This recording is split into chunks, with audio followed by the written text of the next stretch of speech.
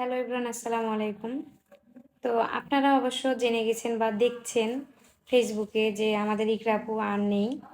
আসলে পুরুষ মানুষ কিসে আটকায়?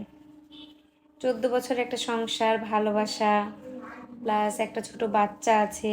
তারপরেও সে নাকি পরকীয়া করে অন্য নারীর সাথে নেপালে গেছে। গেছে ঠিক আছে, তার বউ হয়তো এগুলো সহ্য করতে পারে নাই বা ওদের অনেক কিছুই দেখছে, সে কারণে তার নিজেকে আর মানে কি বলবো সামলায় রাখতে পারে নাই, নিজে থাকতে পারে না পৃথিবীতে, পৃথিবী ত্যাগ করলো, পৃথিবীর মায়া ত্যাগ করে চলে গেল পৃথিবী থেকে। তো আরেকটা জিনিস দেখলাম হচ্ছে ইকরার হাজবেন্ডের, যে উনি যখন নেপাল থেকে ফিরে বাংলাদেশে, সেই মুহূর্তে তার মুখে হাসি হাসি নিয়ে দেশে ফিরছে। তার যে হচ্ছে স্ত্রী মারা গেছে, তার মধ্যে কোনো শোক নাই।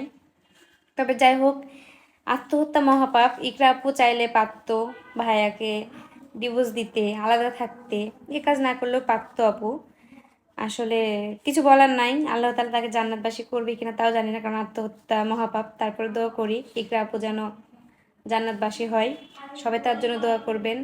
আর এটার একটা মানে উত্তর বলে যাবেন যে পুরুষ মানুষ আসলে কিসে আটকায়। তো টাটা।